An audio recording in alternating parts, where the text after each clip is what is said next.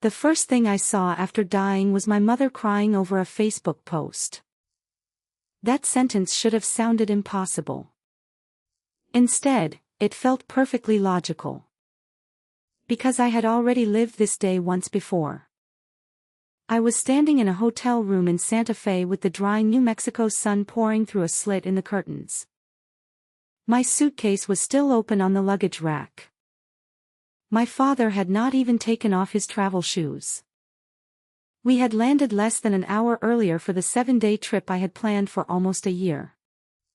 Mom held out her phone with both hands, as if it contained a death notice. "Natalie, we need to go home right now." On the screen was a post from my sister-in-law, Tara. She had uploaded 4 pictures of my 5-year-old nephew, Owen. His knees were muddy. Chocolate smeared one cheek. One sock was missing. In another photo, he was asleep sideways across the couch with a toy truck tangled in his hair. The caption read, "Apparently, my husband's family died the second they went on vacation.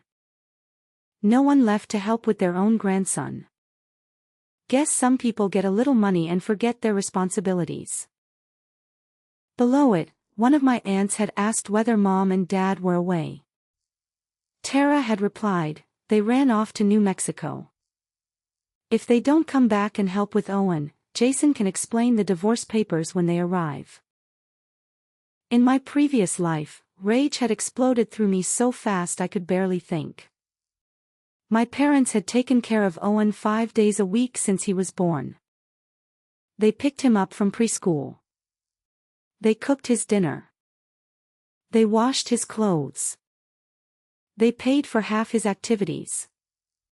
My father, who had arthritis in both knees, still carried him upstairs when he fell asleep. My mother had postponed cataract surgery because Tara said she could not manage school pickup alone during the recovery period. And after all that, Tara had publicly cursed them for taking 1 week off. I had fought my parents for 2 hours, begging them not to go back. They cried. They said family peace mattered more than a vacation. In the end, I canceled all 3 return tickets, booked the earliest flight home, and went with them because I could not stand the thought of them facing Tara alone. The moment we walked into Jason's house, Tara had mocked them for coming back.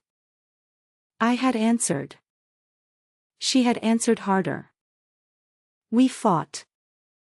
My parents grabbed my arms to stop me.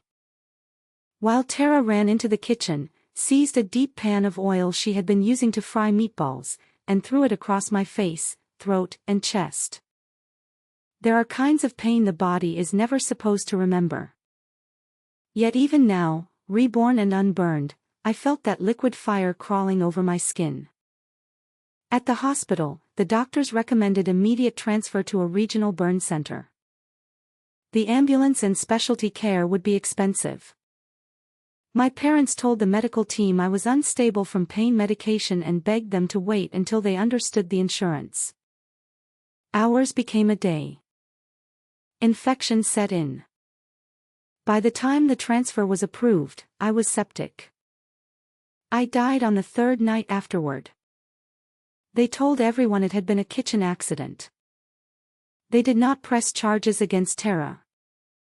They moved quickly through probate because I was unmarried and had no will. My parents inherited my estate. Within months, the condo I had spent a decade paying for was transferred to Jason. My ashes never got a grave. Mom said cemetery plots were too expensive. Dad scattered me off a scenic overlook and called it returning me to nature. I had died defending 2 people who would not even buy me a patch of ground.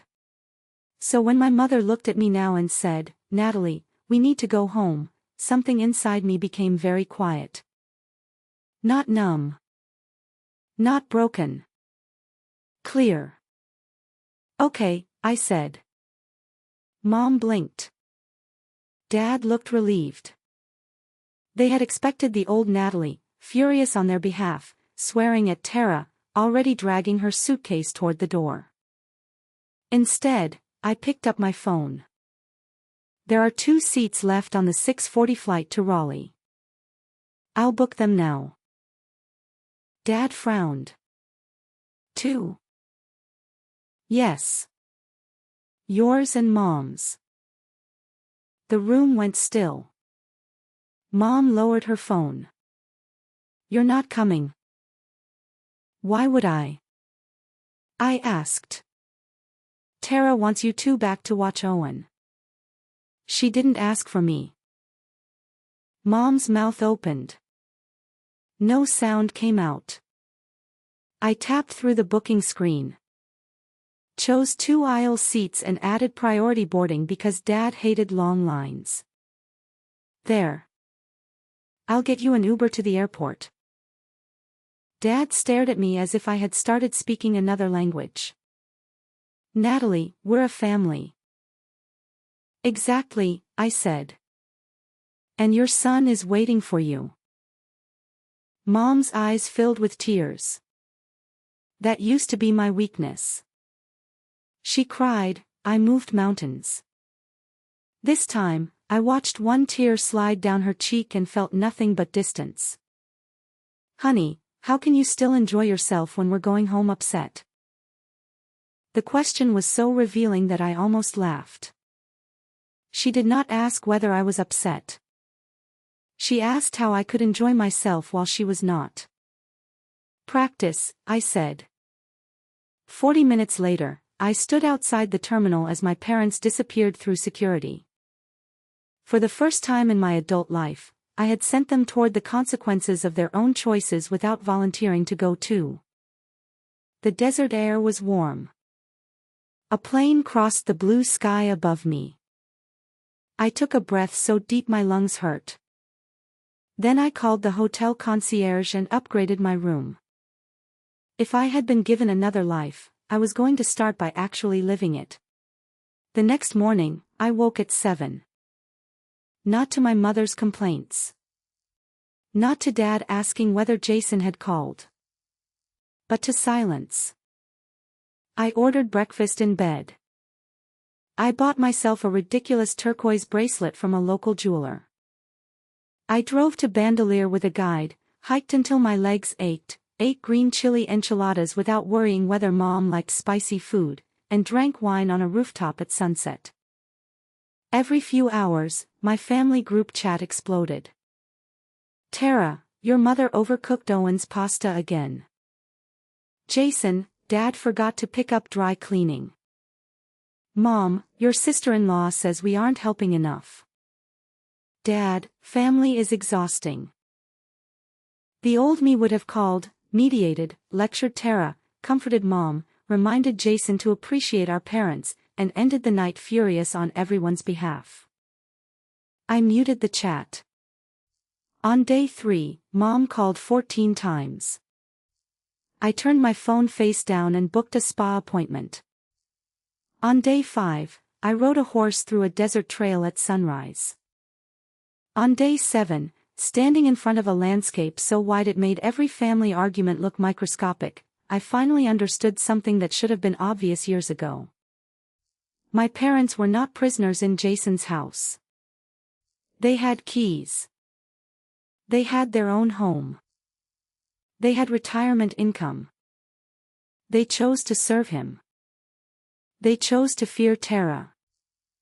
They chose to hand over their money, their time, their dignity, and then call me whenever the price became uncomfortable.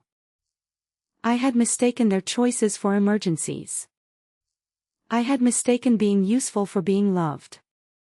When I flew home alone, I was still their daughter. But I was no longer their rescue service. My mother called before I had finished unpacking. You're back. An hour ago. She sighed heavily, the way she always did when beginning one of her reports from the front line of family life. You wouldn't believe what Tara did yesterday. Owen coughed twice after dinner, and she accused me of giving him cold juice. Said if he got pneumonia, it would be my fault. Then she called me useless in front of Jason. I sat on the edge of my bed and looked around my condo. 2 bedrooms, hardwood floors, morning light, a narrow balcony that overlooked a row of maples. I had bought it 6 years earlier after saving almost every bonus I earned in my previous life. This place had ended up in Jason's name before my ashes were cold. "So what did you say?" I asked. Mom sounded surprised. What could I say? I didn't want to make things worse. "You could have gone home." Silence. "Natalie, you know we can't abandon Owen." "Then don't." Another silence. She had called expecting outrage on her behalf. Instead, I gave her permission to continue doing exactly what she had chosen to do. She sniffed. "At least I have you, my sweet girl. You always understand your mother. Tara doesn't have a daughter. One day she'll know what that means."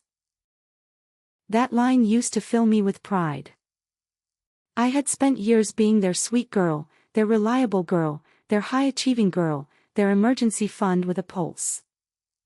Jason was not good with money, so I paid $25,000 toward his wedding. Jason was under pressure, so I helped with the down payment on his townhouse. Jason was between jobs, so I covered 3 months of their mortgage. Mom and Dad were too old to start over, so I paid for their new car when the transmission failed. Every time I gave, they hugged me and told me I was the reason the family stayed together. I had thought that meant I was cherished. Now I understood it meant I was useful. "Mom, I'm tired," I said. "I'm going to sleep." "Wait, come over tomorrow. Your father is making barbecue ribs. Your favorite." My stomach tightened. In the old life, barbecue ribs were how they softened me before asking for something. Why? Does there have to be a reason? "We miss you." There was always a reason. Still, I agreed. Part of me needed to see whether history would follow the same track. The next evening, I parked outside Jason's townhouse and sat in the car for a full minute before going in. The smell hit me first: sweet sauce, smoked paprika, brown meat. For one dangerous second, I was 8 years old again, standing on a chair beside Dad while he basted ribs, believing family was the safest place in the world. Then I saw the Dutch oven on the stove and remembered boiling oil burning through my skin. My hands went cold. "Natalie." Mom called brightly from the kitchen. "Sit down.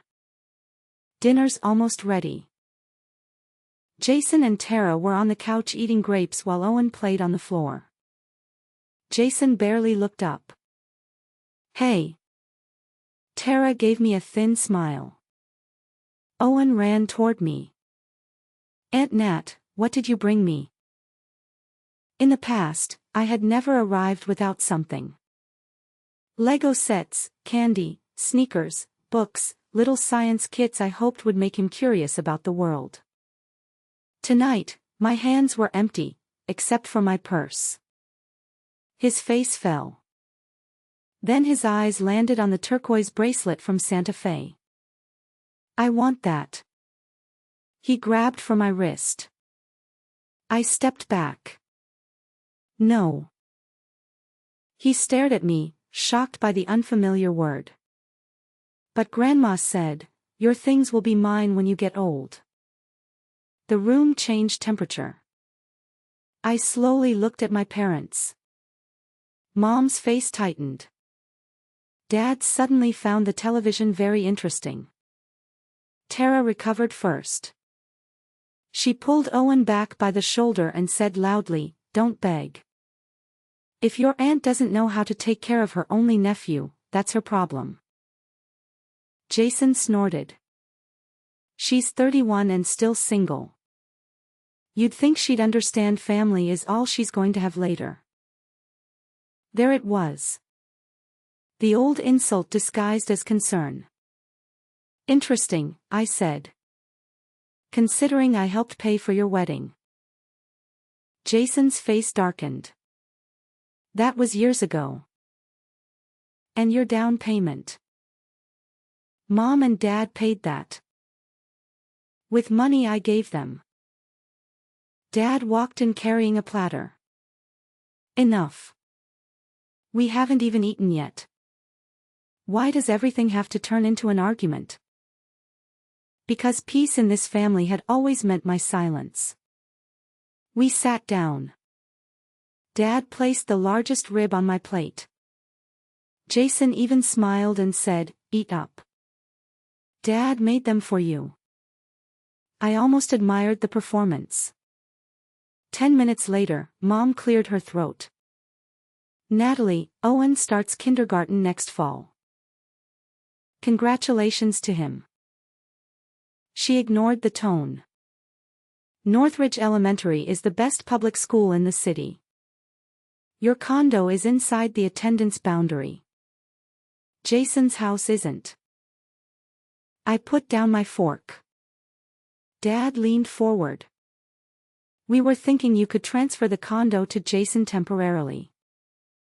Just until Owen gets established. Your mother and I could stay there with him during the week. You could still live there, of course." I laughed before I could stop myself.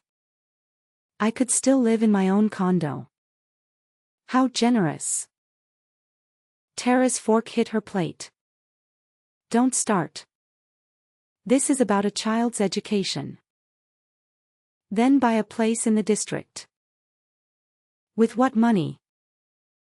That sounds like a question for his parents. Jason's voice sharpened. "You're really going to block your nephew from a good school because you're selfish?" "I didn't block anything. I bought a home." "You didn't." Mom's eyes filled with tears. "Natalie, please. Your brother's marriage is already under so much stress."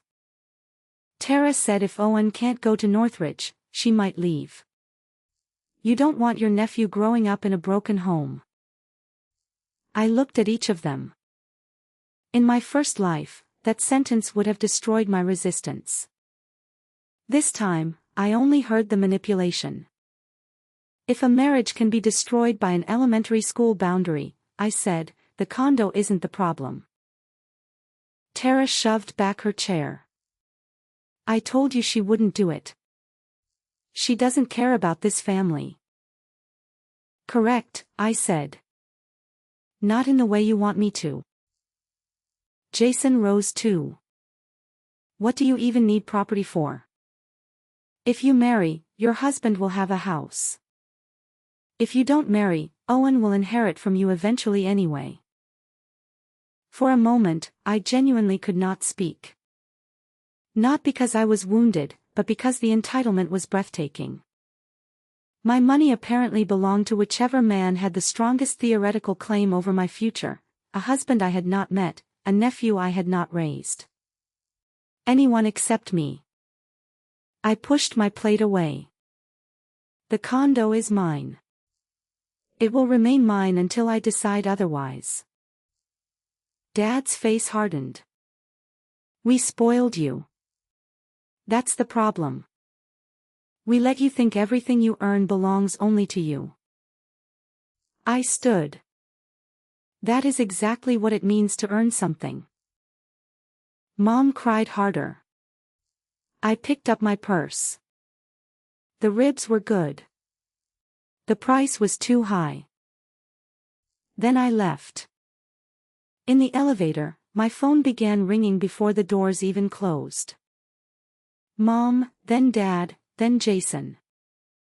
I blocked all 3 numbers before I reached the lobby. For the first time in years, the silence felt expensive, and worth every cent. Monday morning, I was halfway through a campaign forecast when my phone vibrated with a call from reception. "Natalie, there are 2 people here asking for you. They say they're your parents." Of course they were. I closed my laptop slowly. "I'll come down." Mom was standing near the glass doors when I reached the lobby. One side of her face was red and swollen. My heart reacted before my mind did.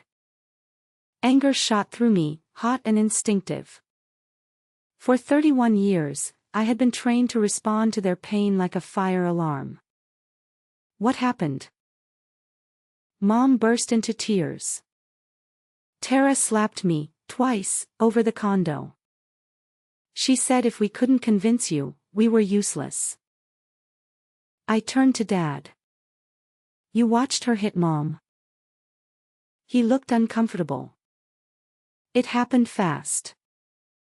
I didn't want to get involved in a mother-in-law and daughter-in-law fight. People talk. I stared at him. This was the man who had expected me to fight Tara for them. This was the man who in my first life had physically restrained me while Tara reached for a pan of oil. Call the police, I said. Mom's tears stopped. What? She assaulted you. Report it. Natalie, no. We can't make a family matter public. Then go home. Mom grabbed my sleeve. Honey, if you just transferred the condo, none of this would happen. There it was. The slap was not a reason to leave Tara.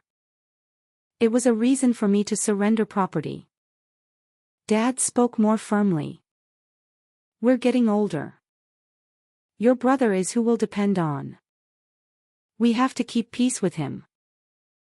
Then keep it, I said. With your money. With your time. With your house.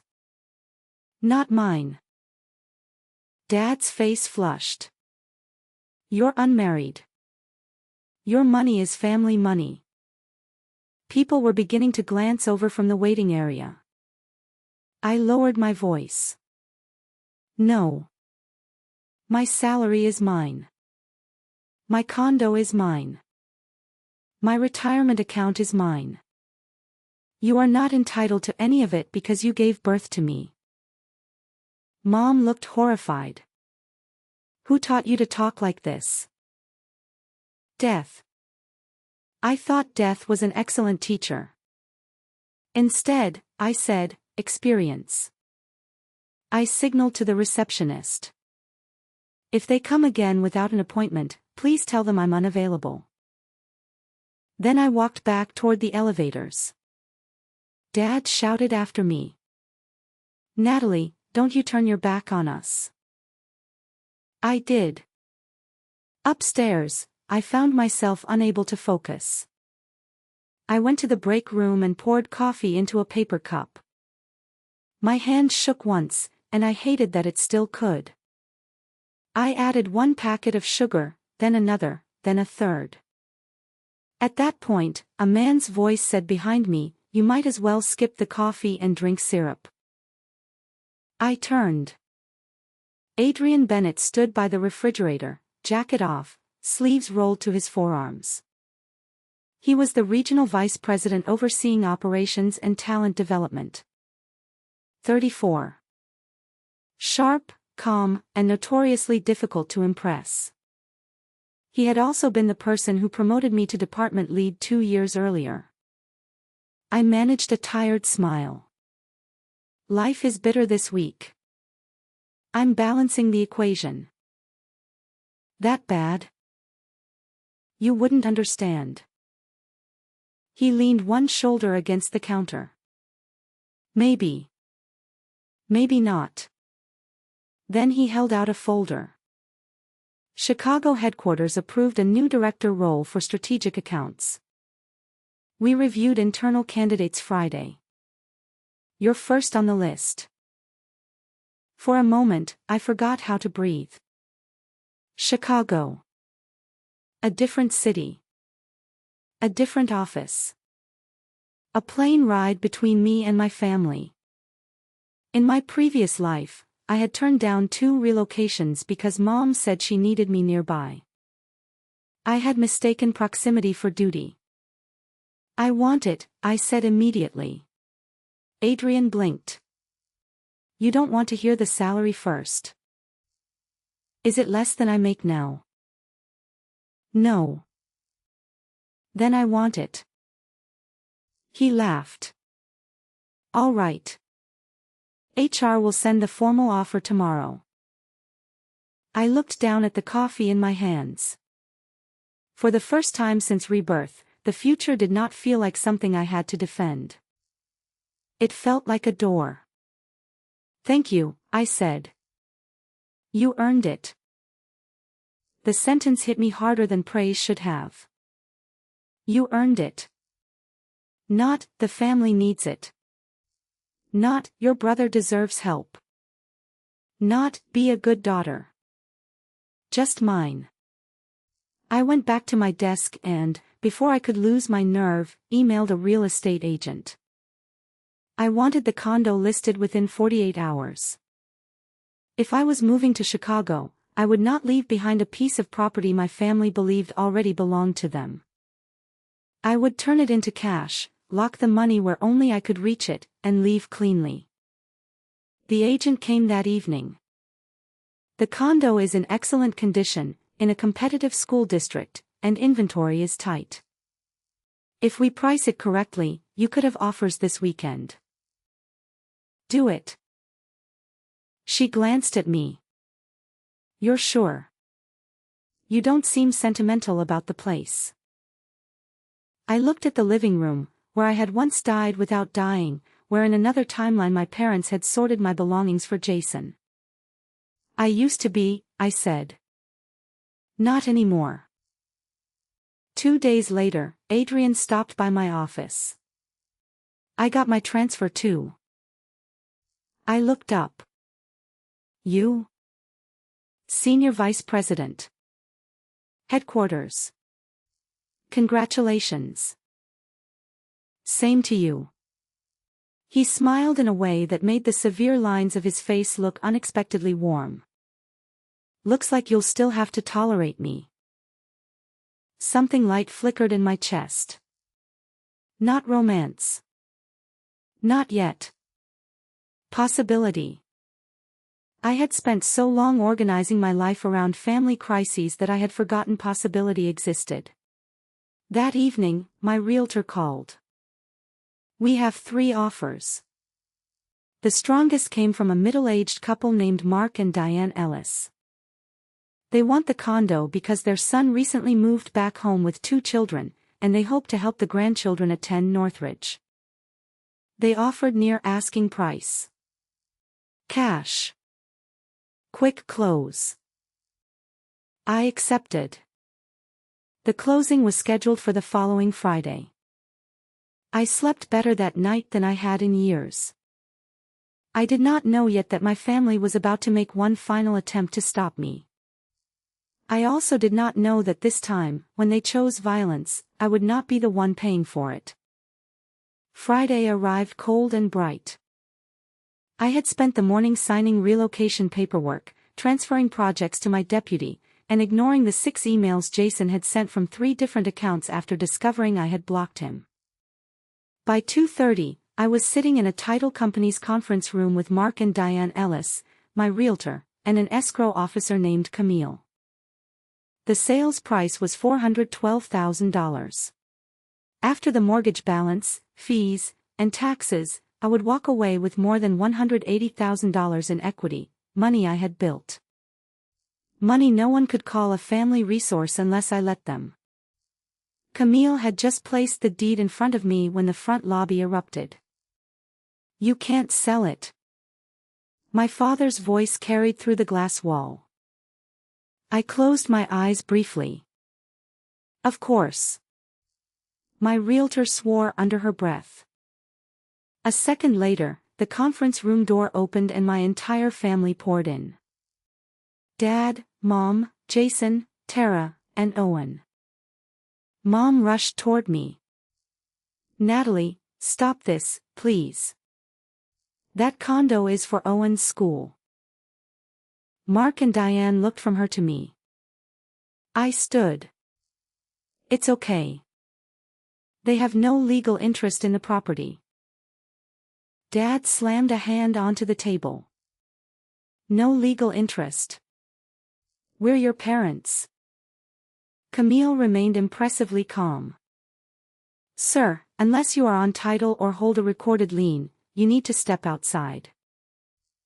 That house was paid for with family money. I laughed. Show me the check he wrote.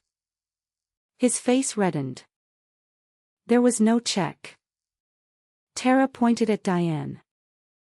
Are you the one buying it? Diane hesitated.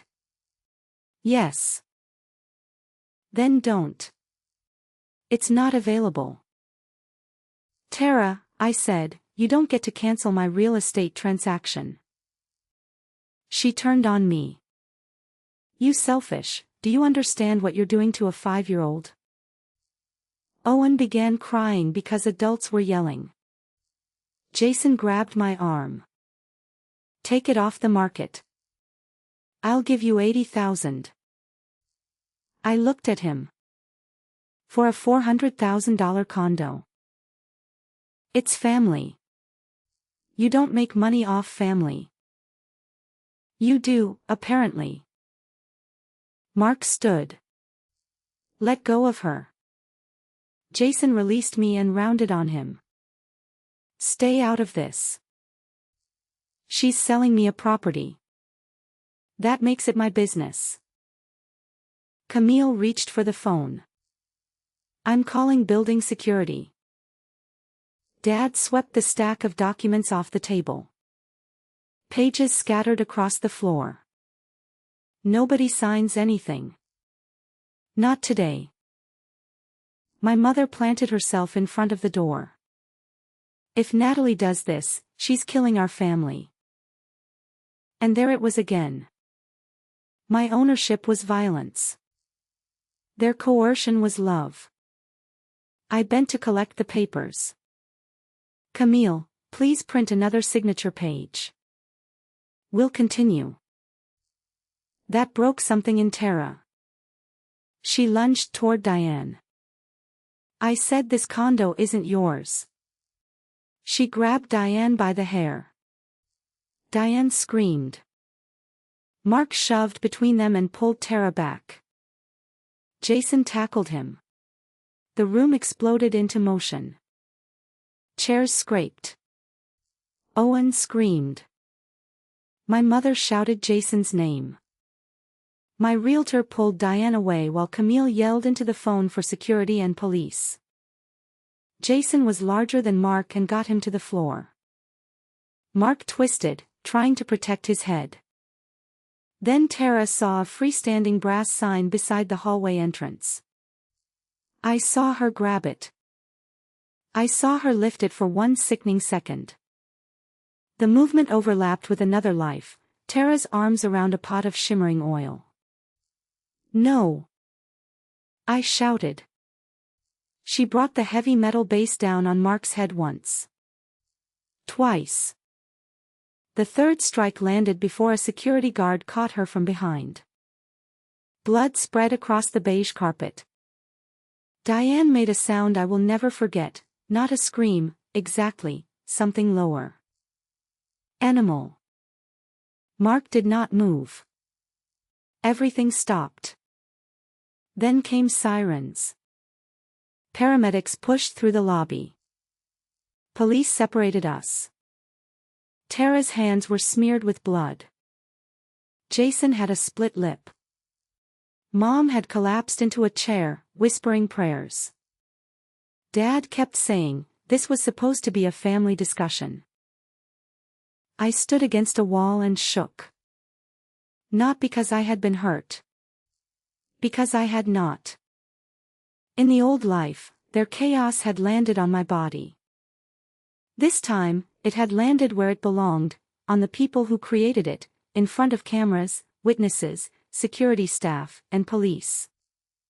An officer asked if I wanted to press charges for Jason grabbing me and for the disruption of the closing. Yes, I said. The word came easily. Mom's head snapped up. Natalie, I did not look at her. Yes. By 9 that night, Tara and Jason were still in custody.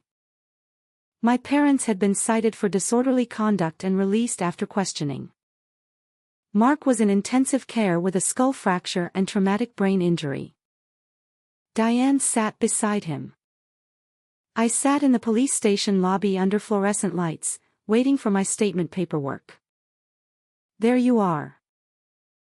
I looked up. Adrian walked toward me carrying 2 coffees and a paper bag.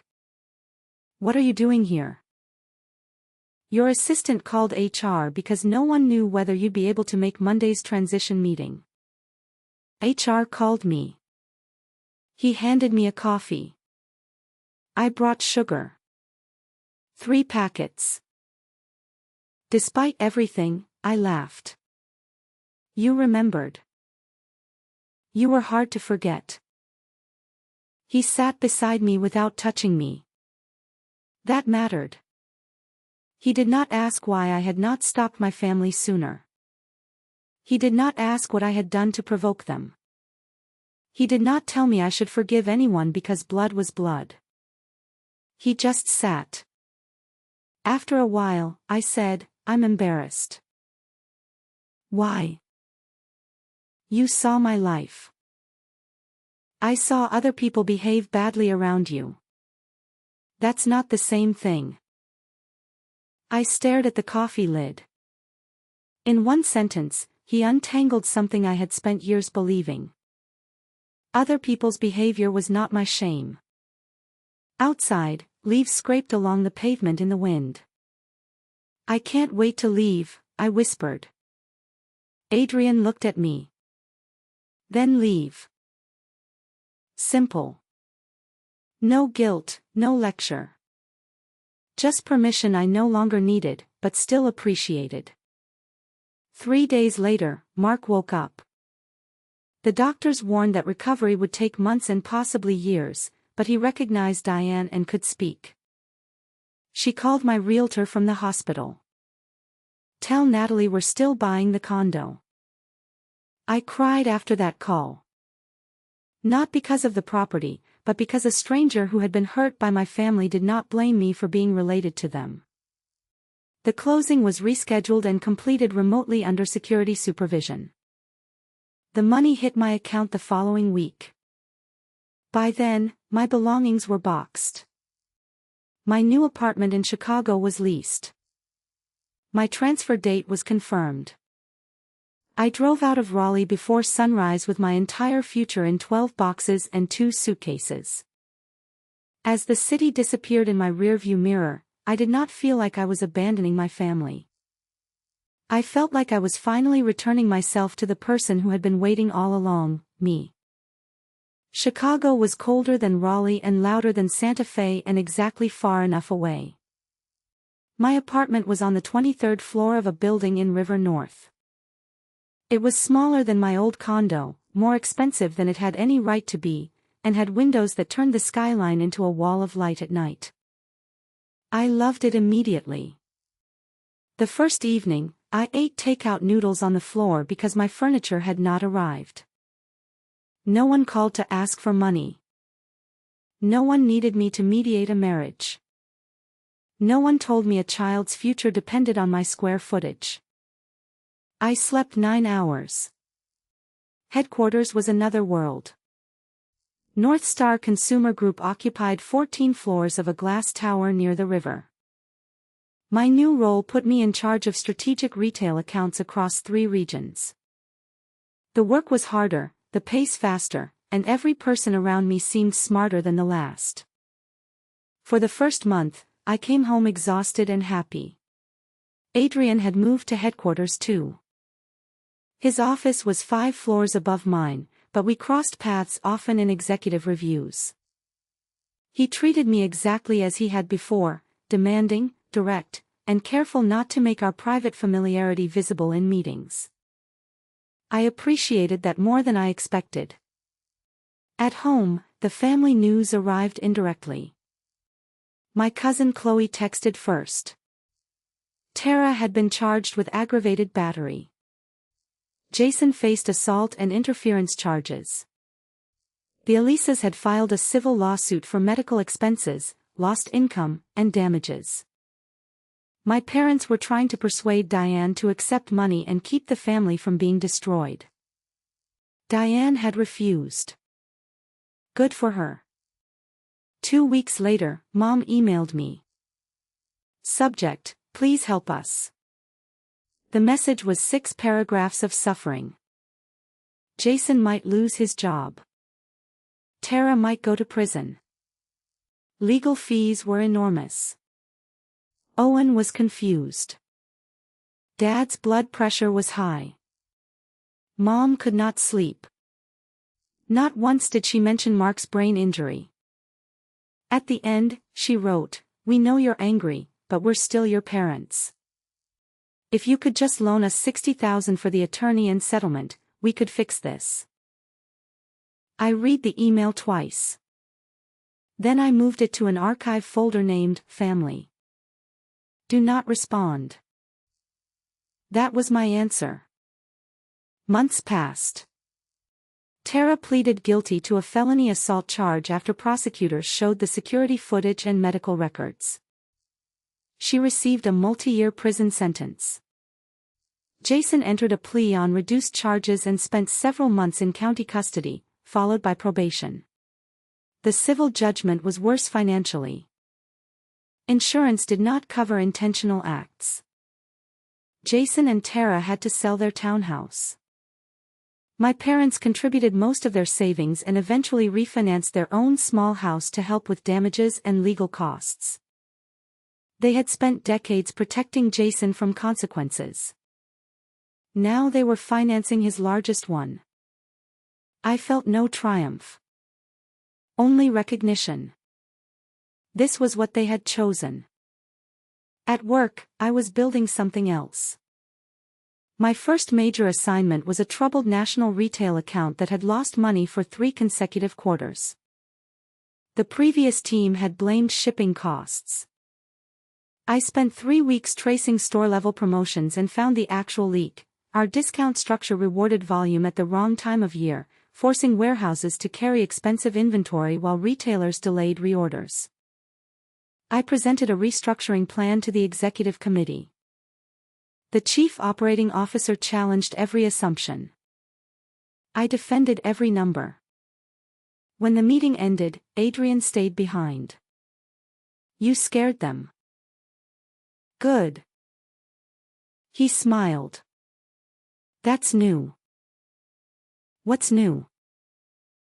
"You used to soften the last 10% of every argument so no one would feel uncomfortable." I thought about it.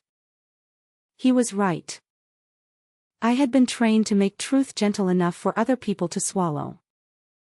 "I'm done paying emotional handling fees," I said. He laughed so hard he had to look away.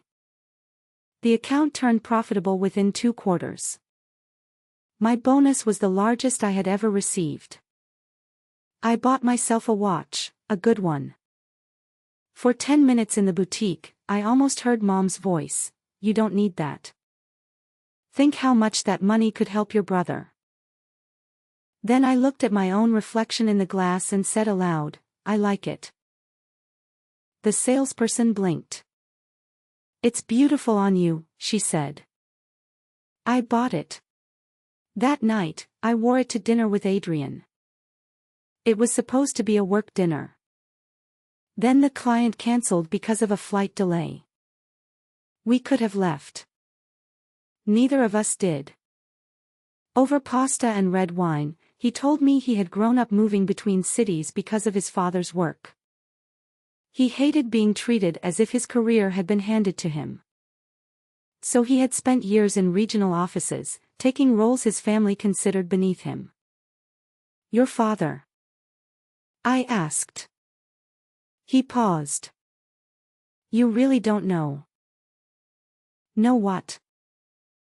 He leaned back. "My father founded North Star." I stared at him.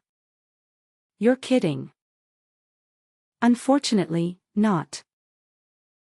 I thought about every time I had complained to him about executive decisions. I once told you the board's holiday pricing strategy was written by people who hadn't entered a grocery store since 2004. You did. And you didn't tell me your father chaired the board. It was funny. I covered my face. He laughed. Then his expression softened. This is why I don't lead with it. People start talking to the family name instead of me. I understood that better than he knew. So what happens now? I asked. No. We finished dinner. I meant with us. The words slipped out before I could stop them. He went quiet. So did I. And then he said, I was hoping there was an US. My heart gave one hard, stupid beat. I had promised myself I would not build another life around a man. But there was a difference between building your life around someone and letting someone walk beside the life you had already built. Coffee first, I said. We just had dinner. A date. Coffee. A real one. His smile was slow. Tomorrow. Tomorrow. When I got home, there was another email from Mom. I did not open it. I stood by the window with Chicago glittering below and touched the new watch on my wrist. For years, I had measured my worth by how much I could give away. Now I was learning another form of value, keeping what I earned, choosing where I went, and allowing myself to want things simply because they made my life better. My relationship with Adrian developed slowly. That was my condition. I told him about my family on our fourth date. Not every detail. Not the other life. I said only that I had spent years being financially and emotionally responsible for people who confused love with access. He listened. So if I ever ask you for money, he said, you should run. You have more money than I do. Then we're safe. I laughed. It felt strange to laugh about money. Money in my family had always been a moral test. If I had it, someone else needed it more. If I spent it on myself, I was selfish. If I saved it, I was hoarding. If I refused to give it away, I was abandoning blood. With Adrian, money was logistics. We split dinner sometimes. Other times, he paid. If he bought theater tickets, I bought brunch.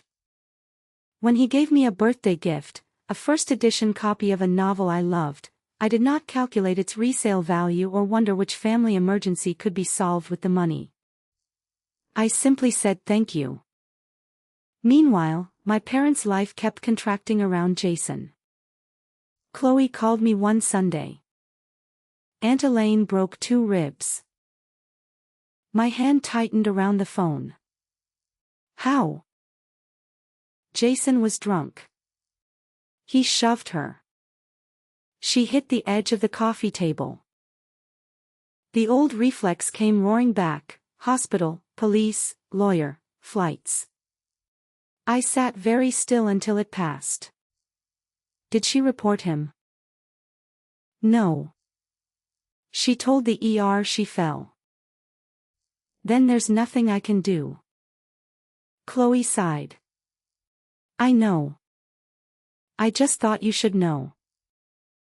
After we hung up, I cried for 20 minutes. Not because I planned to save Mom, but because part of me still wanted a mother who would save herself. That grief was different from responsibility. I could feel one without accepting the other. A week later, Dad called from an unfamiliar number. I answered by mistake. Natalie.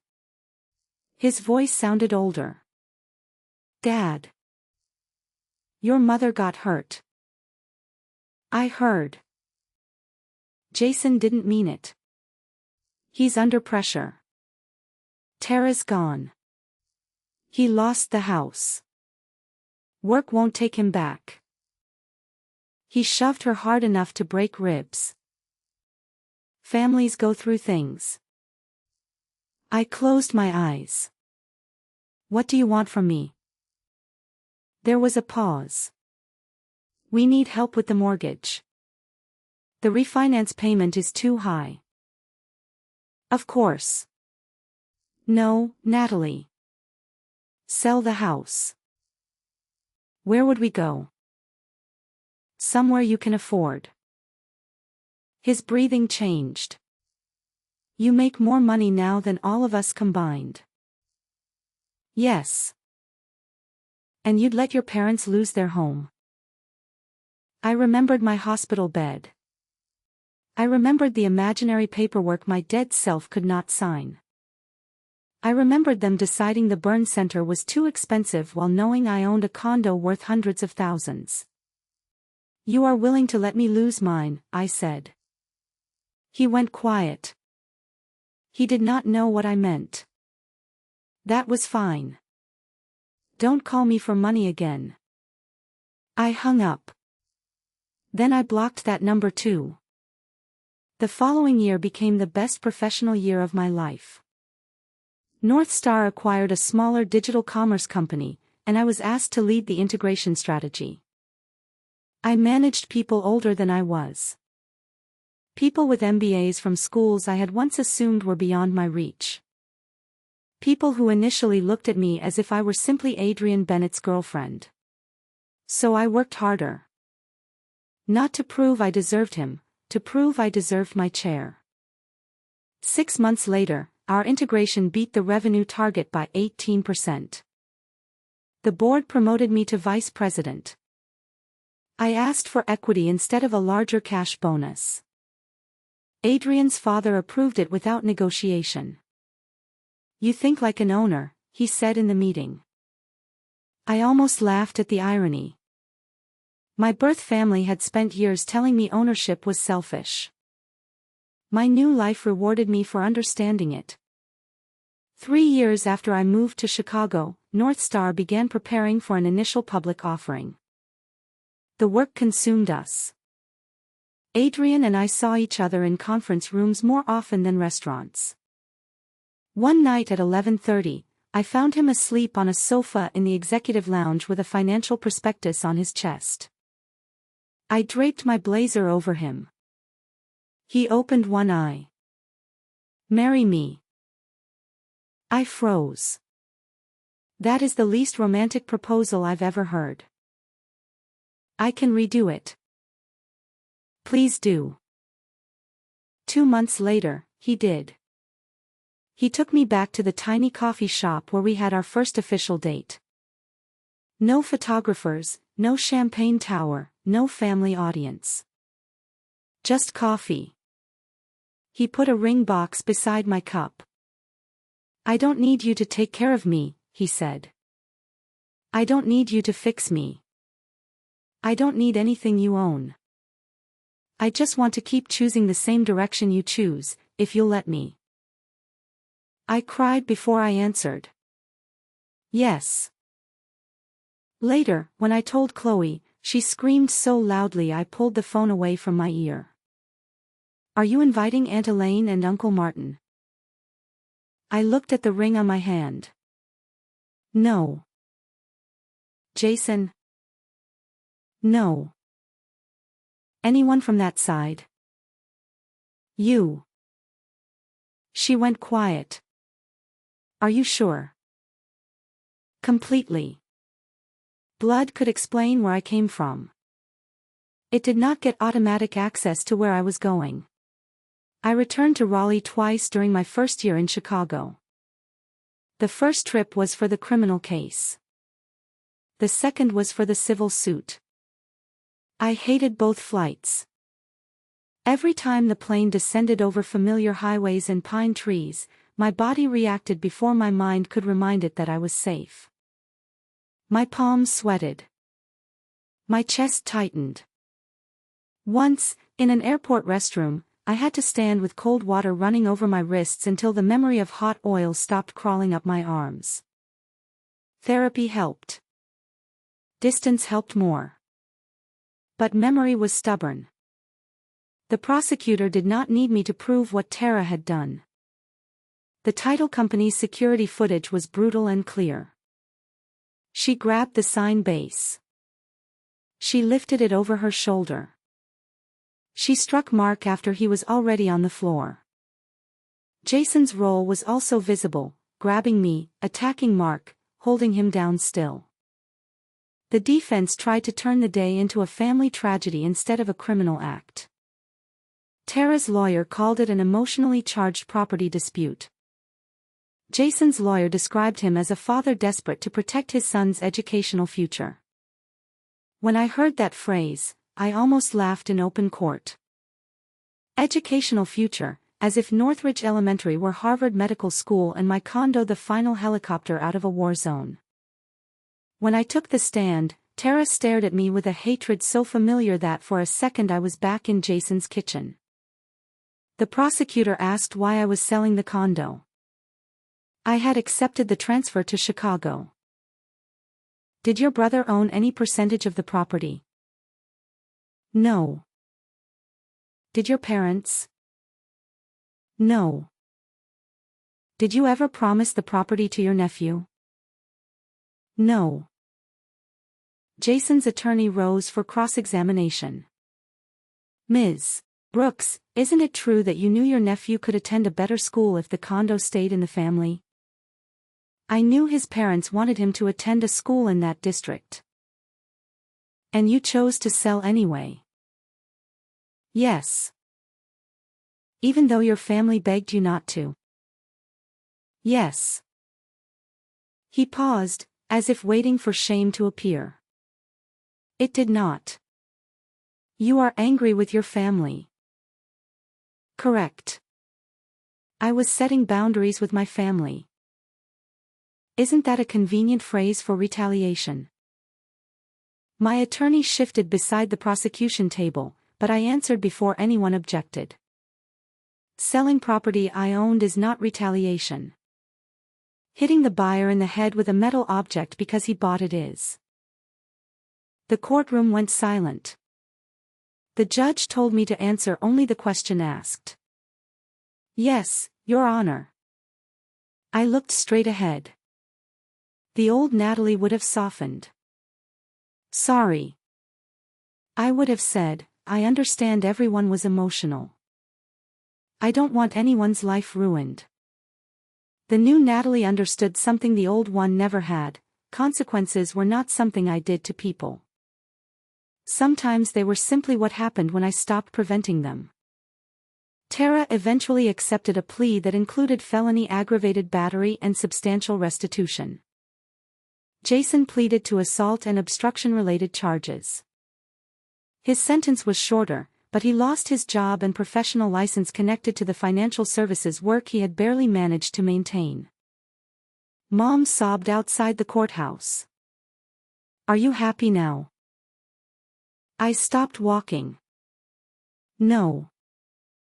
She seemed almost disappointed. Then why won't you help? Because helping would mean pretending they didn't do this. Dad stepped between us. We need money for lawyers. Jason has a child. Then Jason should have considered his child before committing assault. Mom gasped. How can you say that about your brother? Very easily. She slapped me. The sound cracked through the courthouse hallway. For a second, no one moved. Then a deputy stepped forward. Ma'am, do not touch her again. Mom stared at her own hand as if it belonged to someone else. In the past, I would have cried. This time, I felt something final settle into place. I looked at her. That was the last time you will ever put your hands on me. Her face collapsed. Natalie, no. I walked away. I did not press charges for the slap. Not because she was my mother. Because I wanted to get on my flight and go home. Chicago had become home by then. The civil case was harder in a different way. Mark walked into court with a cane. His speech was slower than before. He tired easily. Diane had cut her work hours to help with rehabilitation appointments. Their attorney presented medical bills, lost wages, neurological evaluations, and projections for future care. I sat in the gallery and felt sick. My family had done that. Again, the old instinct tried to make the damage mine. If I had not sold, if I had met my family privately first, if I had chosen another buyer. If. Diane found me during a break. "Stop," she said. I blinked. "What?" "Whatever you're doing in your head. Stop." I looked at her. She had become startlingly good at reading me. "You didn't hit my husband. You didn't bring them there. They came because of me. They came because they thought they owned you." The sentence went straight through me. Diane squeezed my hand. "Don't make their entitlement another thing you carry for them." I cried in a courthouse bathroom after that. Then I went back inside. The civil judgment forced Jason and Tara to sell nearly everything they had. My parents contributed voluntarily, using savings and later borrowing against their own house. They asked me to contribute too. I refused. When Dad said Mark's injuries were partly my fault because the sale had triggered the confrontation, I mailed him a copy of Diane's sentence in my own handwriting. "They came because they thought they owned you." I never heard whether he understood it. Before flying back to Chicago, I stopped at my old condo. The Elises had completed the purchase. Diane invited me inside. The place looked different already. A blue couch replaced mine. Family pictures lined the hallway. Their grandchildren had drawings taped to the refrigerator. I stood in the living room where Mom once told me the condo should belong to Owen. Instead, two other children were laughing in the bedroom, exactly the age when adults begin telling them what they deserve from other people. Diane handed me an envelope. Inside was a photograph taken after closing. Mark sitting on the balcony in physical therapy clothes, holding a coffee cup, sunlight on his face. On the back, she had written, "We love the home. None of this was your fault. Go live your life." I carried that photograph back to Chicago for years. It stayed in the top drawer of my desk. Whenever guilt tried to dress itself up as responsibility, I took it out. Go live your life. Eventually, I stopped needing the reminder. By the time our wedding plans became real, I had stopped thinking of marriage as a reward that mattered. In my first life, I had looked at love the same way I looked at family approval, something you earned by being useful enough, patient enough, generous enough. With Adrian, usefulness was irrelevant. I could be tired. I could say no. I could disagree with him in a board meeting and kiss him that evening. I could buy my own dress, keep my own accounts, own my own investments, and still be loved. His parents understood that too. His mother, Margaret, took me to lunch 3 weeks after our engagement. I expected a polite warning about prenups, reputation, and joining a wealthy family. Instead, she slid a folder across the table. "This is the trust structure Adrian's father and I use. Not because you need to copy it, but because I think every woman should understand where money goes before she signs anything." I opened it. She had highlighted sections about separate property, joint investments, estate planning, and decision rights. "Adrian says you're financially literate." She continued, "Good. Stay that way. Love is not an accounting system." I nearly laughed. If my mother had ever said anything remotely similar, perhaps my entire first life would have looked different. "Thank you," I said. Margaret sipped. "Also, the wedding budget is yours to use or reject. If you want 20 people in a courthouse, excellent. If you want 200 people in a band, also excellent. Just don't perform well for relatives you don't like." I liked her immediately. We chose a spring wedding at a lakeside hotel outside Chicago. Elegant, not enormous. Close friends, colleagues, Adrian's family, Chloe, and a handful of people from my Raleigh office who had supported me before anyone knew I was dating the founder's son. My parents did not receive invitations. They learned about the wedding anyway. 3 weeks before the ceremony, a thick envelope arrived at my office. Inside was a handwritten letter from Mom. "Natalie, I know we've all made mistakes. Your father and I are old now. We don't know how many years we have left. Is this really how you want to remember us? Your brother has suffered enough. Tara ruined everything. We were all victims of her temper. Please invite us. We want to see our little girl married." Our little girl. I read that phrase several times. They had never called me little when they needed money. I handed the letter to Adrian that evening. He read it, then asked, "What do you want?" Not "what should you do?" Not "what will people think?" "What do you want?" "I don't want them there." "Then they won't be there." That was all. Chloe came to Chicago early and stayed with me the week before the wedding. One night, we sat on my kitchen floor sorting escort cards while she filled me in on the latest family disaster. Jason had moved back in with Mom and Dad after serving his sentence and losing the townhouse. He had started drinking heavily. He blamed Tara, the Elisas, the court, his old employer, me, and occasionally the economy, never himself. "And Elaine still cooks for him every day," Chloe said. "Uncle Martin gives him cash.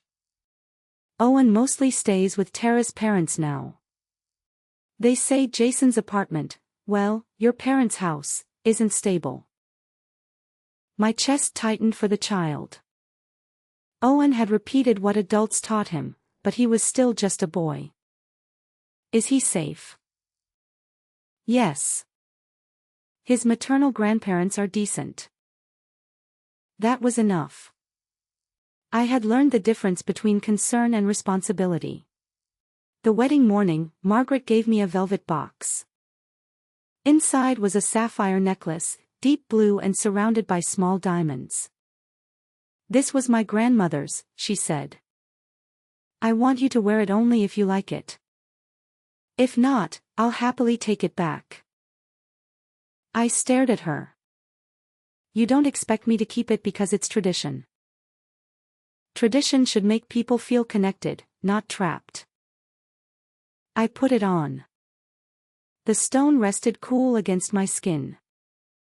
When I walked down the aisle toward Adrian, I did not think about the people who were absent. I thought about the person who was present, me. Fully. Not as someone's daughter with obligations. Not as someone's sister with debts. Not as someone's future wife whose life would be absorbed into his. Just me. Choosing. Adrian's vows were simple.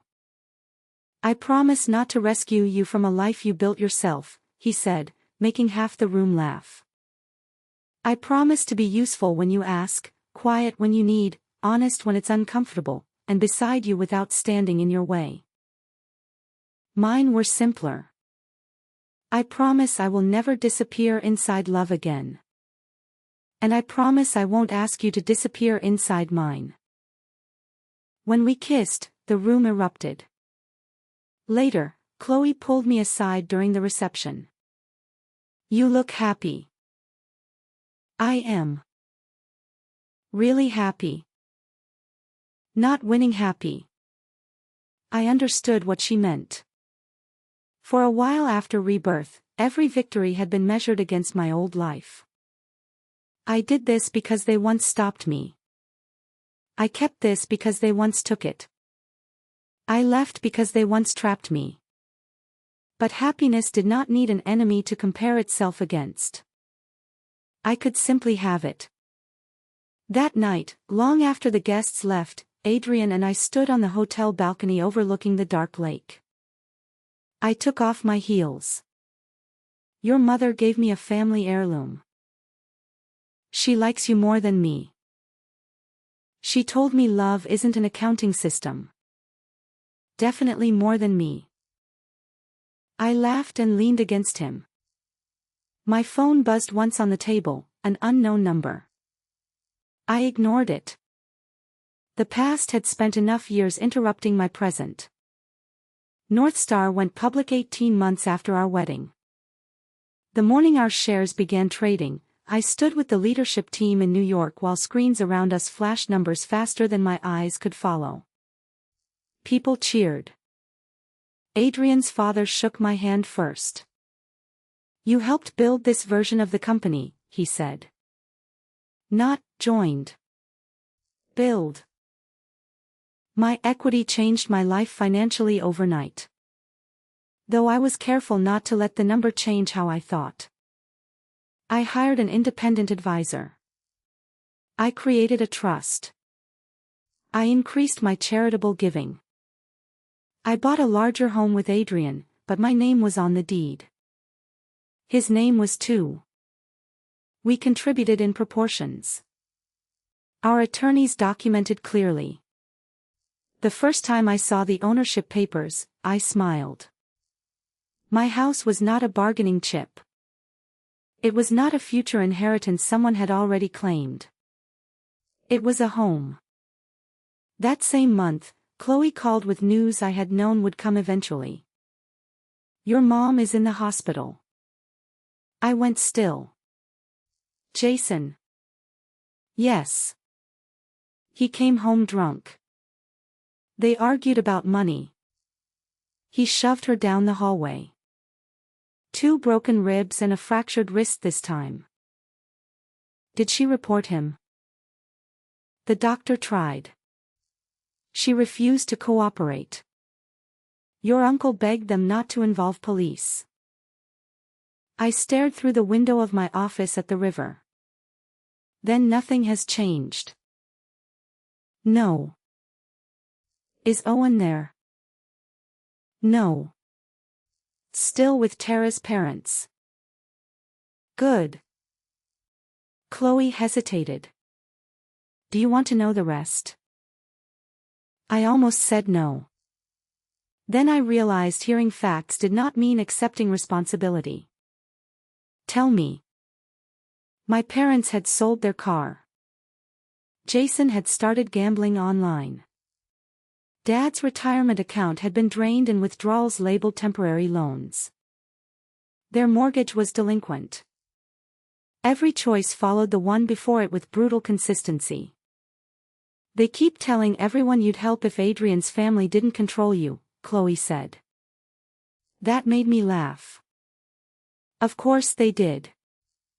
If I refused them alone, I was cruel. If I refused them while married, a man must be controlling me. There was no version of my autonomy they could understand. Because autonomy destroyed the story that my life belonged to them. 2 months later, Mom wrote again. This time, she did not ask for a wedding invitation. She asked for money. Jason owes people. They're threatening him. Your father and I may lose the house. We know you have more than enough. Please don't punish us for loving our son. I read the sentence 3 times. Please don't punish us for loving our son. There was truth inside it. They did love him fiercely, blindly, destructively. They loved him enough to abandon themselves. They had expected me to join the sacrifice. I typed one reply. I am not punishing you. I am declining to finance your choices. I hope you stay safe. Then I closed the email.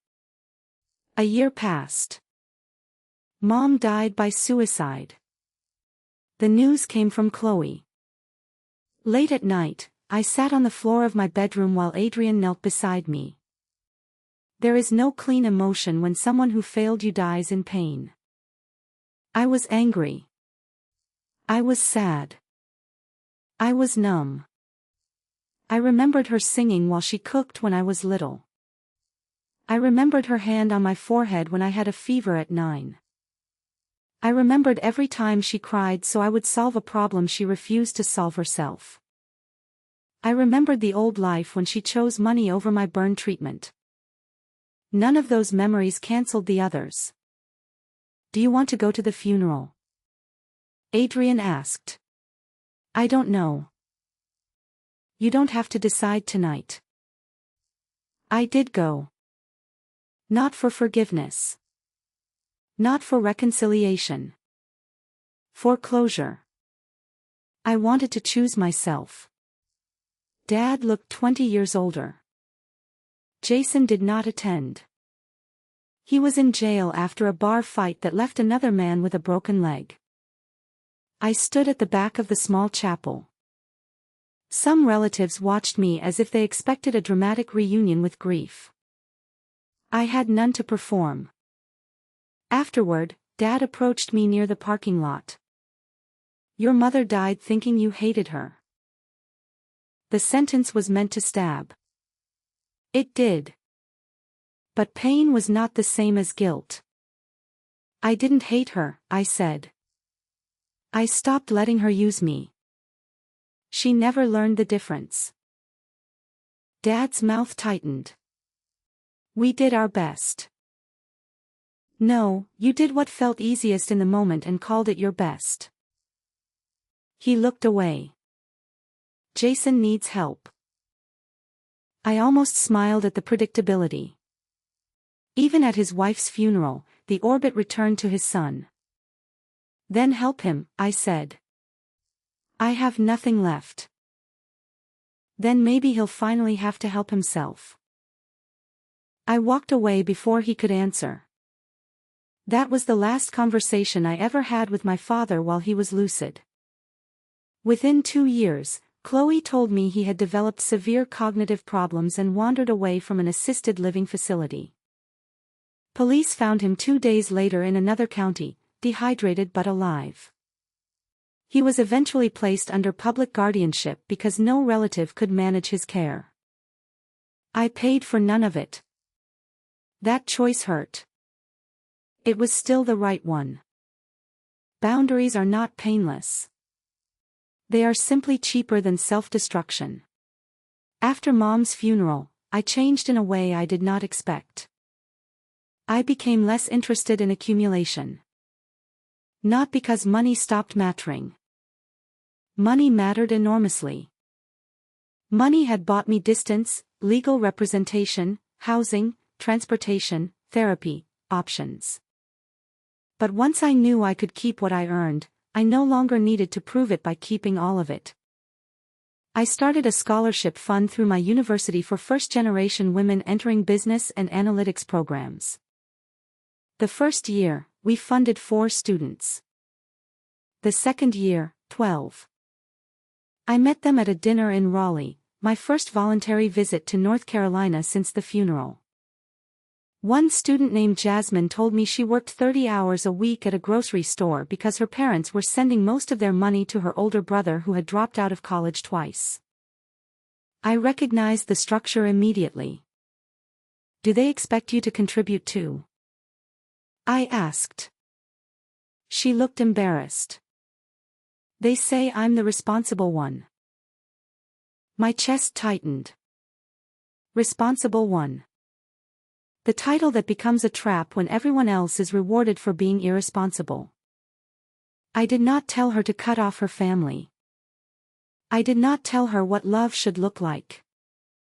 I said only, make sure being responsible includes being responsible for yourself. She stared at me for a second, then nodded. That night, I understood something important. The opposite of being used was not becoming selfish. It was becoming deliberate. I gave money now because I chose the destination, not because tears assigned me a bill. I helped people who were building, not people who insisted I finance their refusal to build. At home, Adrian and I had 2 children within 3 years. A daughter, Claire, and a son, Miles. Motherhood frightened me at first. I worried I had inherited something broken. What if I loved one child more? What if I turned responsibility into punishment? What if I praised Claire for being easy and let Miles become entitled because he was younger? So I watched myself carefully. We gave them chores matched to age. We did not pay Claire to clean up Miles's mess. We did not tell Miles his sister should sacrifice because she was more mature. When one child made a mistake, the other was not recruited as rescuer. It sounds obvious to me. It felt revolutionary.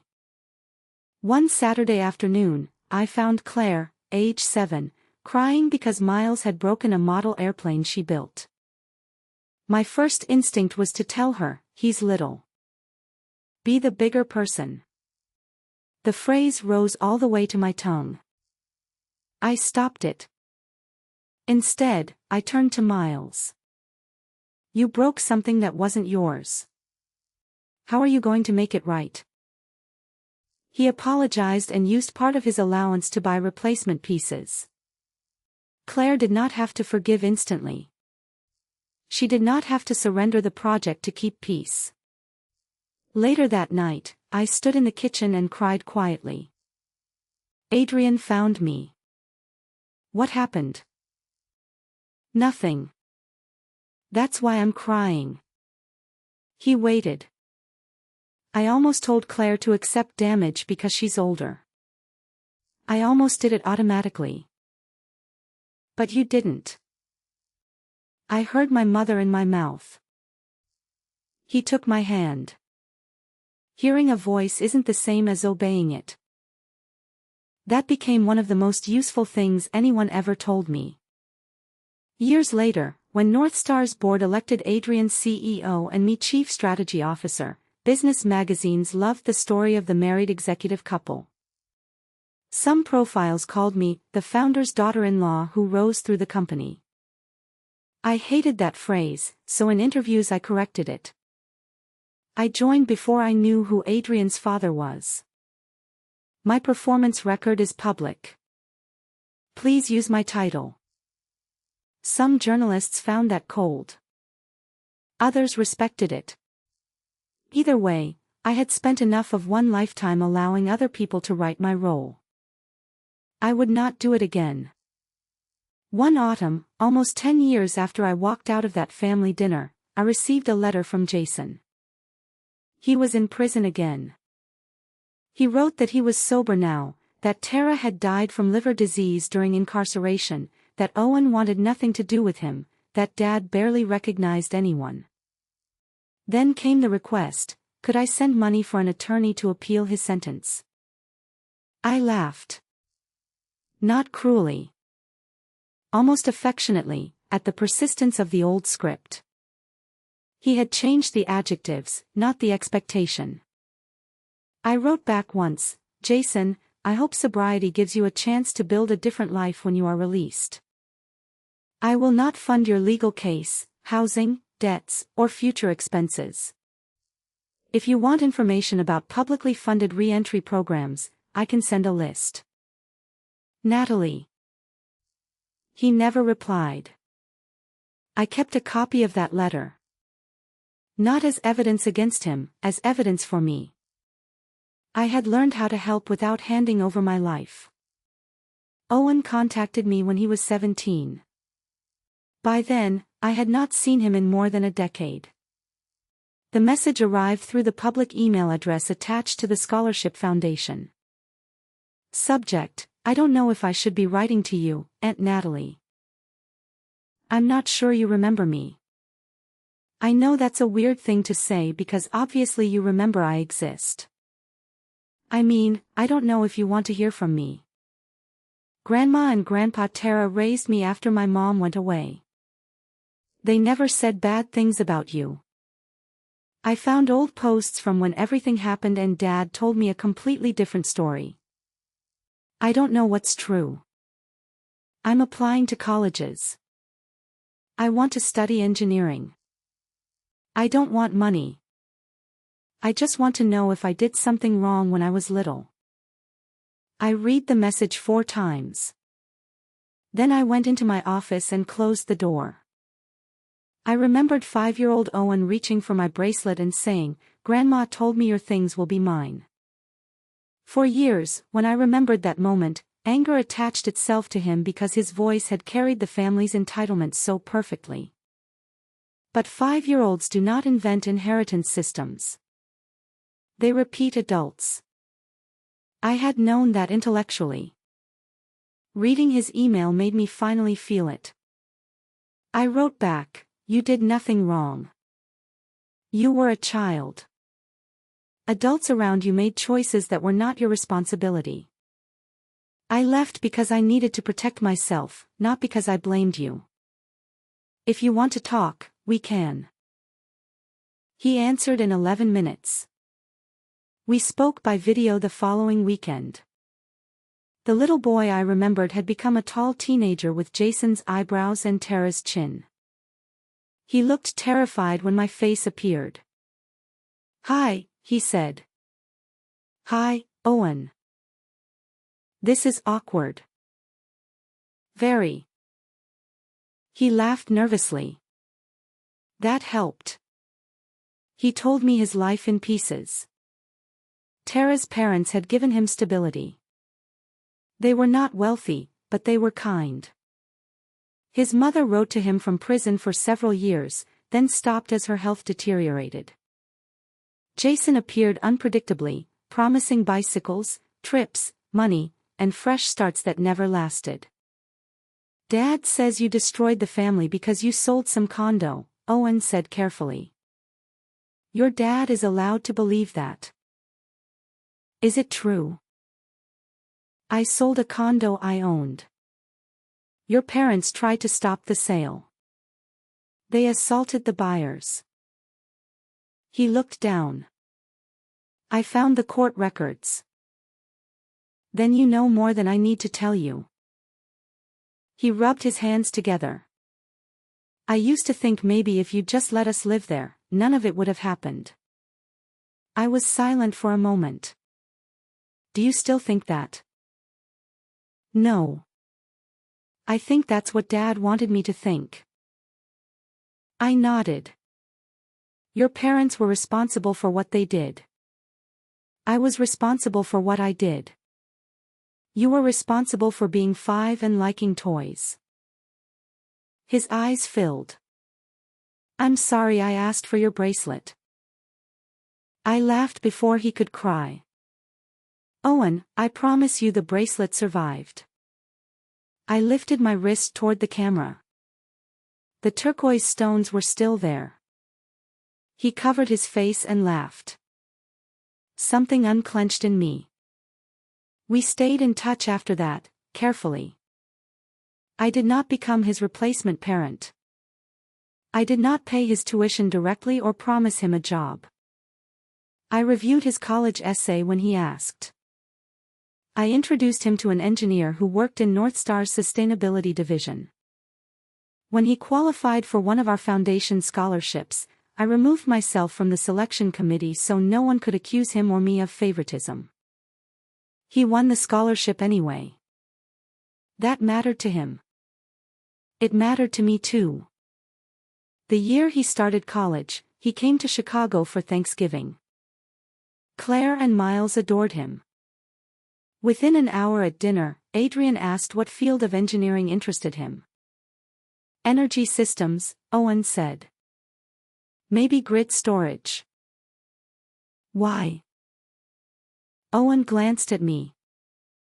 "I think I like systems where everyone has to carry the right amount of load." The table went quiet for half a second. Then I laughed so hard I nearly spilled wine. He grinned. Later, while we washed dishes, he said, "Aunt Nat." "Yeah. Thanks for not deciding I was part of them." I handed him a towel. "Thanks for deciding who you wanted to be." There was another lesson I had not learned in my first life. Boundaries did not require hatred. I could close a door on the people who harmed me without closing every path that connected to the past. I could let Owen become himself. I could become myself too. Neither of us had to inherit the family's worst habits just because we inherited some of its blood. Dad died in August. Not dramatically. Not alone in the street as I once feared. After his wandering episodes worsened, he had been placed in a county-supported memory care facility outside Raleigh. The building was plain. The staff were overworked. According to Chloe, they were also patient with him. He had a small room, a window facing a courtyard, and a habit of folding paper napkins into uneven squares. For almost 3 years, I did not visit. Then one afternoon, the facility's social worker called. "Ms. Brooks, your father has been asking for a Natalie. We found your number in an old emergency contact file. His health is declining. I can't tell you what to do, but I thought you should know." I thanked her and sat at my desk for an hour after the call ended. I was 50 minutes late to my next meeting. I had spent years telling myself that I owed him nothing. That remained true. But owing nothing and wanting nothing were not the same. I wanted to see him. Not because he deserved it. Because I did not want his death to make the decision for me. Adrian offered to come. I said no. This was one road I needed to walk alone.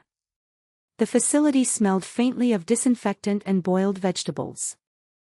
A television played too loudly in the common room. Dad was sitting near a window in a cardigan that did not belong to him. He looked small. That was the first word that entered my mind. My father had always seemed physically large when I was a child. Broad hands, loud voice, a presence that ended arguments. Now his shoulders curved inward. "Dad." He looked up. His eyes moved over my face without recognition. Then he smiled. "Elaine." My throat closed. "No. Natalie." He repeated the name slowly. "Natalie." Something sharpened. "My girl." I sat across from him for several minutes. We said nothing. Then he looked at the window. "Your brother needs money." I almost laughed. Even dementia had preserved the central family commandment. "No, Dad." He frowned. "You always help." "I used to." "Good girl." The words broke something open in me. Good girl. I had chased that title for most of my life. Study harder. Earn more. Give more. Swallow anger. Fix crisis. Good girl. I leaned forward. "Dad, do you remember when I bought my first condo?" He stared at me. "Jason needed a house." "No. I bought one for myself." He shook his head, confused. "Family shares." There was no point arguing with a damaged brain. And maybe there had never been a point arguing with a healthy version either. I sat back. "I wanted you to be proud of me," I said. He looked at me again. For one moment, clarity returned. Not complete. But enough. "You did good," he said. I waited. He added, you always did. Tears blurred the room. How cruel that the sentence I had wanted for decades arrived only when he no longer fully understood what it meant. I wiped my face. I know.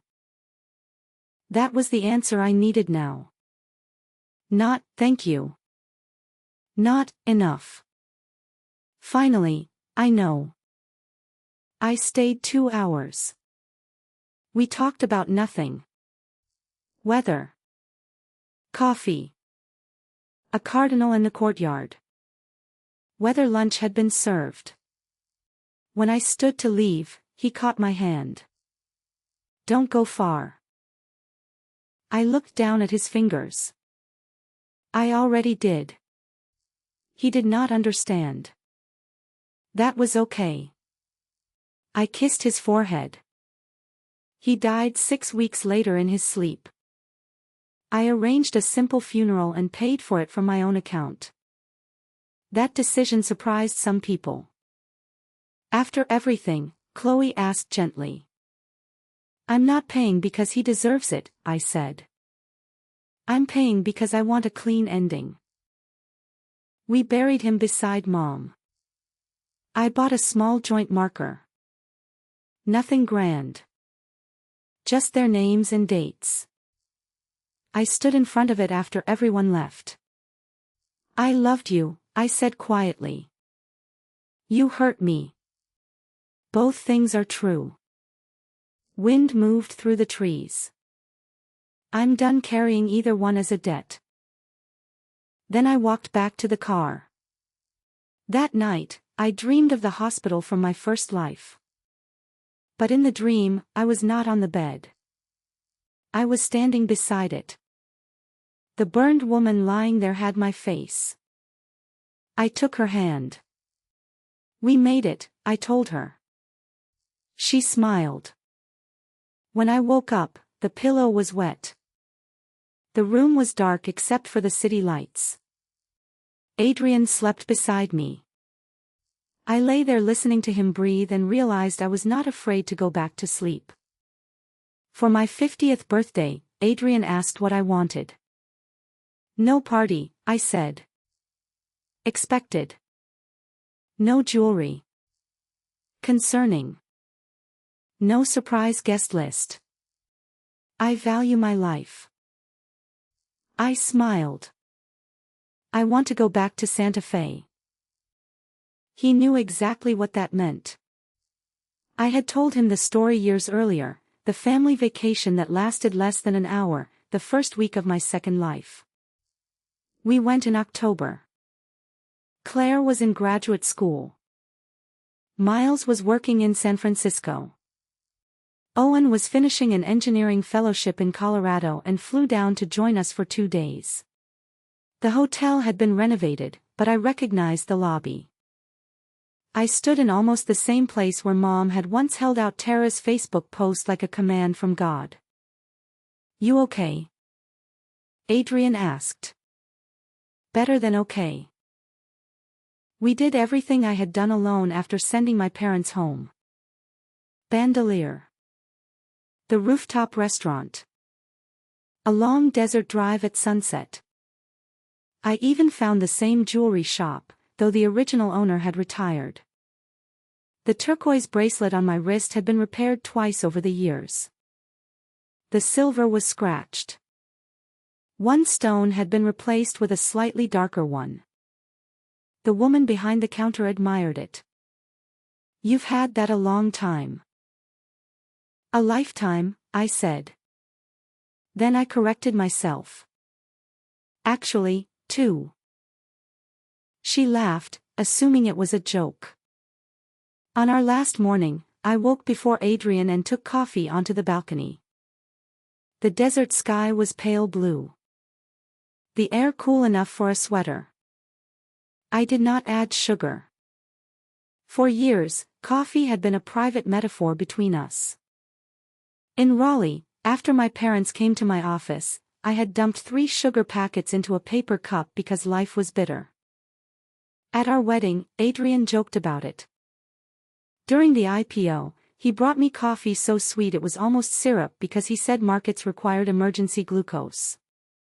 Over time, I used less. Not deliberately. Life simply stopped needing so much camouflage. Adrian stepped onto the balcony and wrapped a blanket around my shoulders. No sugar. I shook my head. He looked into my cup. Who are you and what have you done with my wife?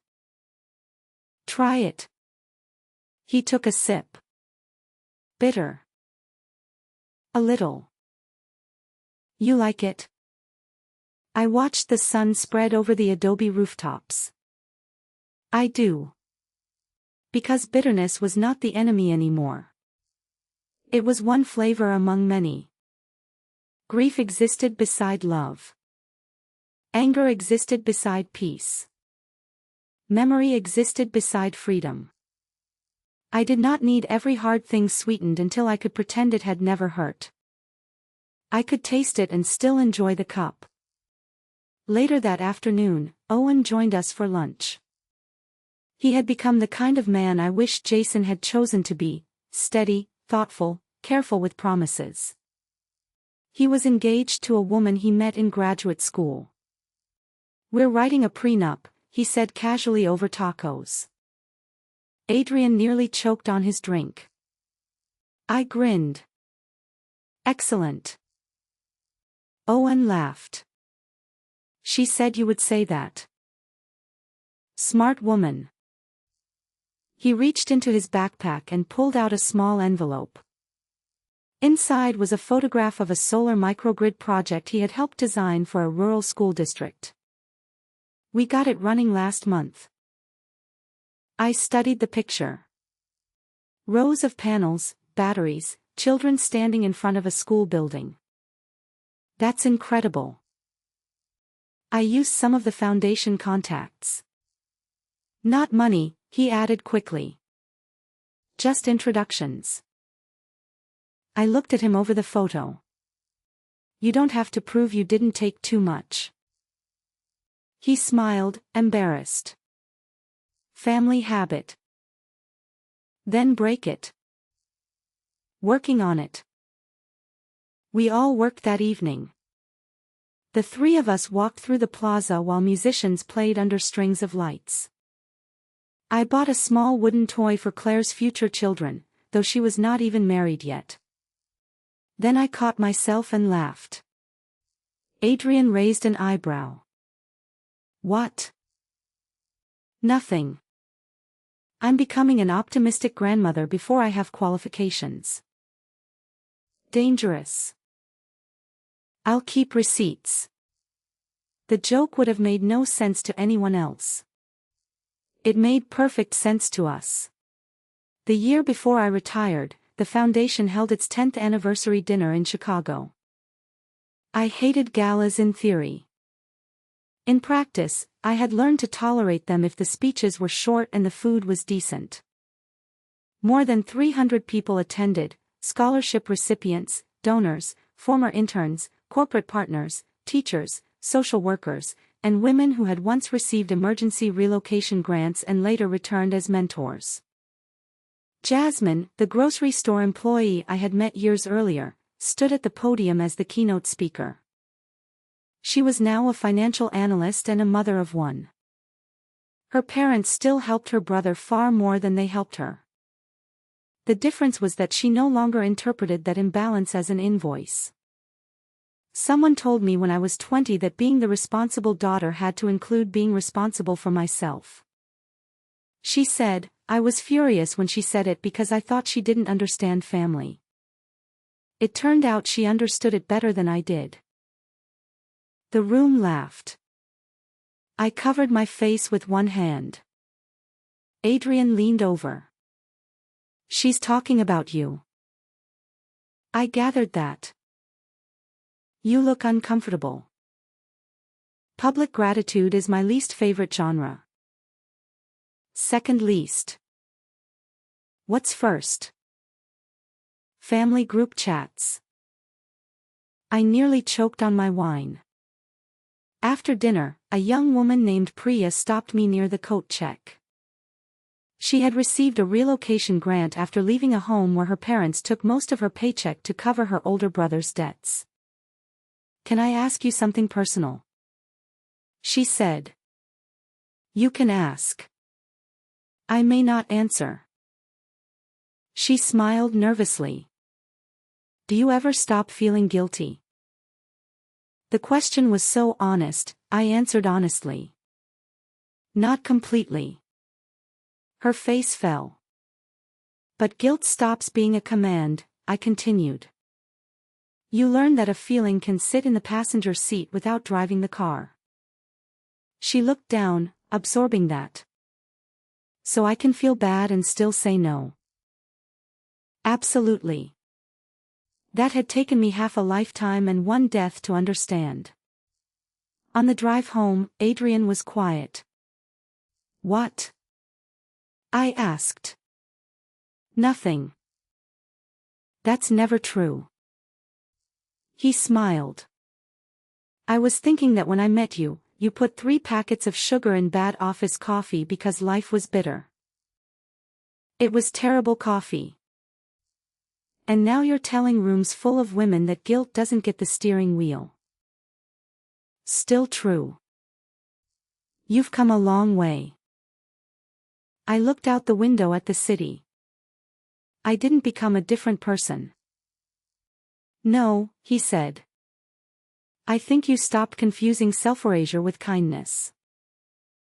At home, Claire and Miles had come over with their families.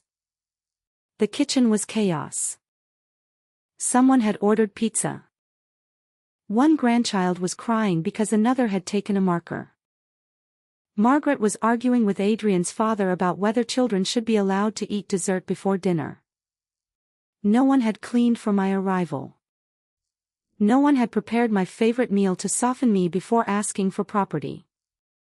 No one needed me to earn my seat.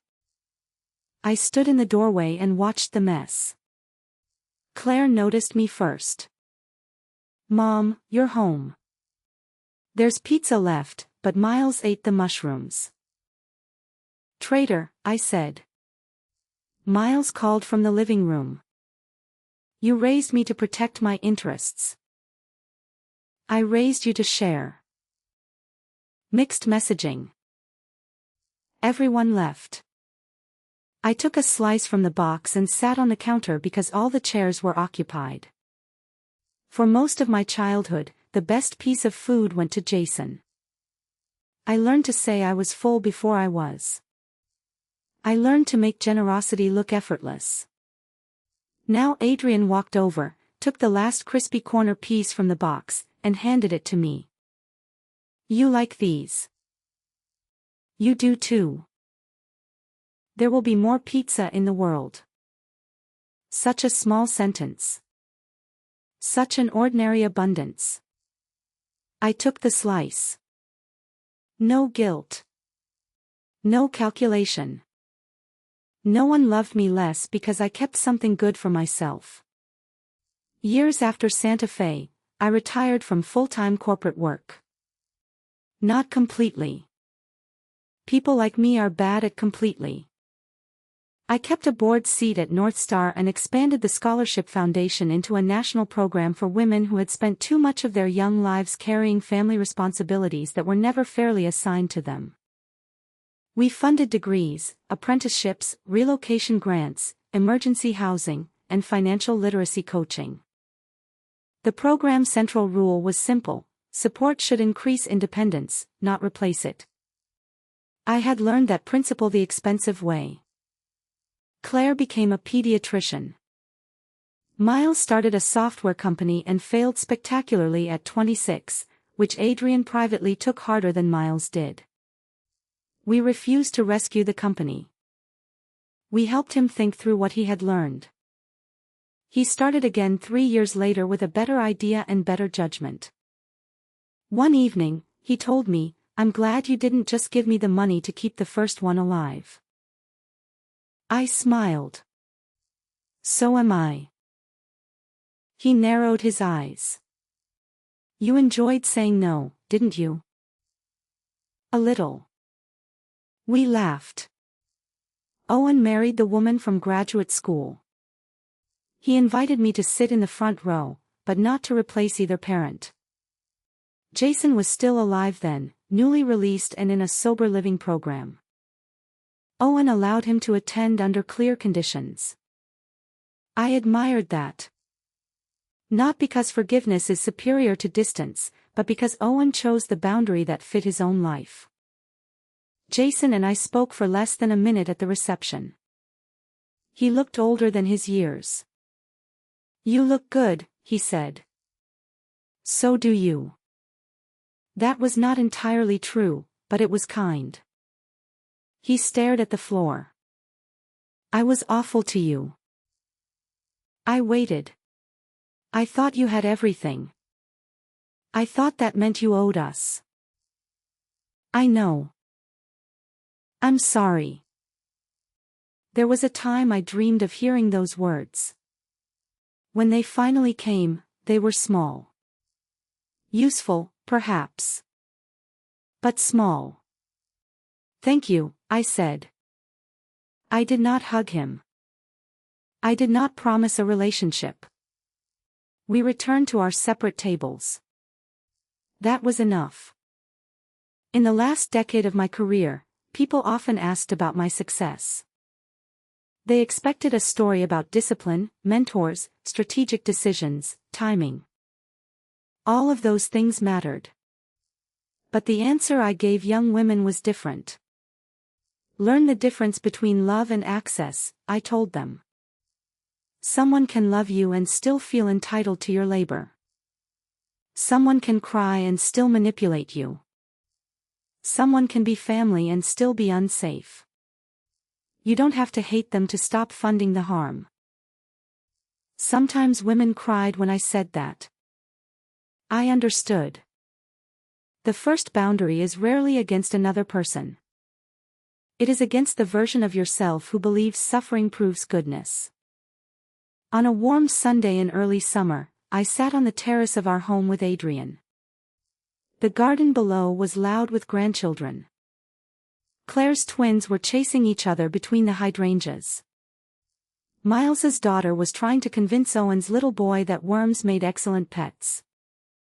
Margaret, now in her 80s, sat under an umbrella, giving instructions no one followed. Adrian poured coffee. Sugar. I shook my head. He smiled. Still showing off. I've developed taste. Debatable. You married me. I kicked his ankle under the table. He laughed. The coffee was dark and fragrant. A little bitter. A little sweet on its own. I looked at my hands. They were older now. Veins visible. Knuckles not as smooth. The turquoise bracelet still circled my wrist, repaired again after a clasp broke during a family trip once. I thought those hands existed to hold everyone else together. They had worked overtime so Jason could have a wedding. They had signed checks so my parents could feel generous to their son. They had carried groceries, gifts, problems, resentment.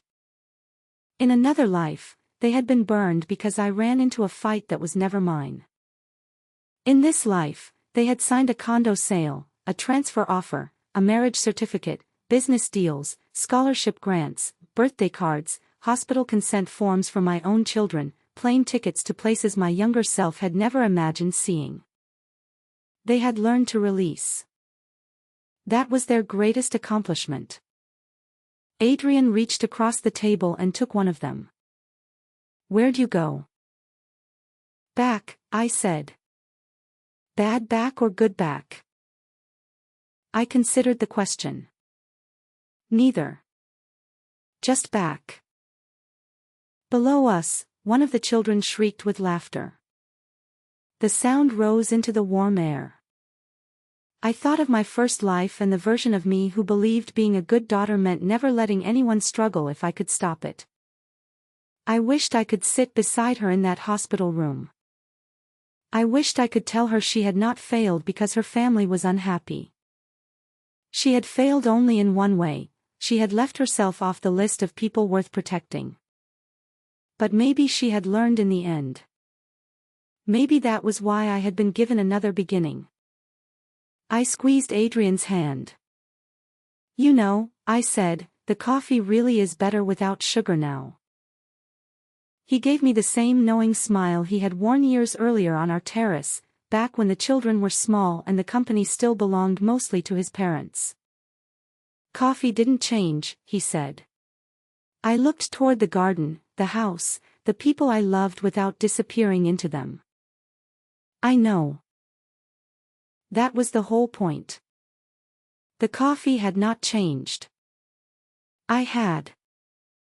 Once I stopped trying to save everyone who had chosen not to save themselves, I finally had enough strength left to build a life of my own. And what a life it was.